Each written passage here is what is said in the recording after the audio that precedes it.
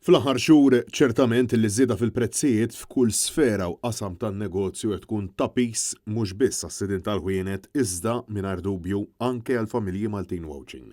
L-inflazzjoni li pajjiżna qed iħabbat wiċċu magħha ma ġietx biss konsegwenza tal-gwerra fl-Ukrajina kif prodotti bħal ħobs, il-ħalib, iċ-ċereali, il-pastizzi u xarbiet mhux alkoholiċi żdiedu sa minn qabel l-elezzjoni ġenerali li għaddiet tant illi safrar skont il-Caritas xirja bażika żdiedet medja ta' 100 euro kull xahar.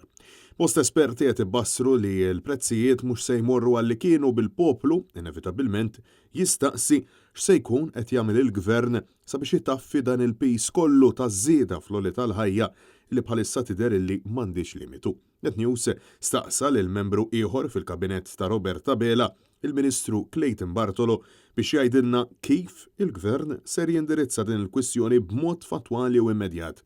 Bil-Ministru jisħaq li qed iżomm il-prezzijiet stabbli fil-waqt li tax jifhem li s-sussidju fuq it-qiegħ se jgħin lil kulħadd. Il-Gvern diġà qiegħed jindirizza din il-materja u apparti minn hekk il-Gvern ħabbar ukoll għajnuna oħra sabiex ikun qiegħed jgħin anke lill-importaturi ta' tqiq f'pajjiżna. Xi ħaġa illi ser tkun qiegħda tgħin bil-kbir lill-familji u anke n-negozji kollha Maltin wawċin. Madankollu għajr il-furnar din l-għajnuna ftit li xejn se tkun qed taffettwa l-sidien ta' negozji oħrajn fosthom l-istabbilimenti tal-ħwejjeġ u negozji li jbiegħu affarijiet bażiċi oħra. Ftit tal-jemilu d-Deputat Prim Ministru Chris Fearn prattikament talab lil poplu sabiex jikkonsla għax barra minn xtutna żieda fil-prezzijiet kienet ogħla minn ta' Malta.